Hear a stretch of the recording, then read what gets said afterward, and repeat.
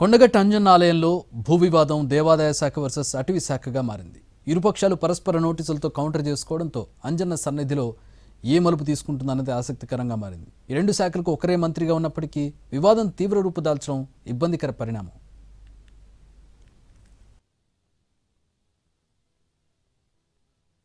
కోరిన కోరికలు తీర్చే కొండగట్టు అంజన్న సన్నిధిలో పరిస్థితి అటవీ శాఖ వర్సెస్ దేవాదాయ శాఖ అన్నట్టుగా మారింది. ఆలయ పరిధిలో కీలక నిర్మాణాలు ఉన్న 6 ఎకరాల భూమి తమదంటూ అటవీ శాఖ నోటీసులు జారీ చేయడంతో కొండగట్టులో మరోసారి వివాదం మొదలయ్యింది.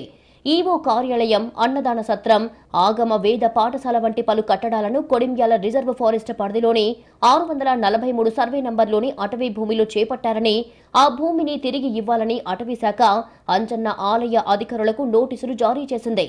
15 రోజుల్లోగా వివరణ ఇవ్వాలని, లేదంటే చట్టపరమైన చర్యలు కూడా తీసుకుంటామని హెచ్చరించడంతో ఒక్కసారిగా కలకలం రేగింది. షోకాష్ నోటీసులపై కొండగట్టు అంజన్న ఆలయ ఈవో శ్రీకాంతరావు స్పందించారు. తమకు నోటీసులు అందిన మాట నిజమే అన్నారాయన. ఓ గెజెట్ లేకుండా, అవగాహన లేకుండా, స్పష్టత లేకుండా అటవీ శాఖ నోటీసులు జారీ చేసిందన్నారు. అటవీ శాఖ తమవని చెబుతున్న భూములన్నీ ఆలయానివేనని శ్రీకాంతరావు స్పష్టం చేశారు. ఈ ఫారెస్ట్ డిపార్ట్మెంటు మా దేవాలయ భూముల్లో వారు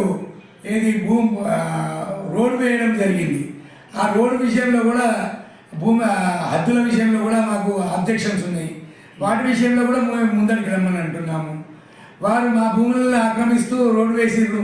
అది హైకోర్టు ఆర్డర్ ఏదైతే ఉందో దానికి కంటెంప్ట్, ఇచ్చిన ఆర్డర్కి కంటెంప్ట్ కింద వస్తుంది. వీళ్ళు చేసిన వ్యవహారం ఏదైతే, రోడ్డు వేసిన వ్యవహారం ఏదైతే ఉందో హైకోర్టు కంటెంప్ట్ కింద వస్తుంది.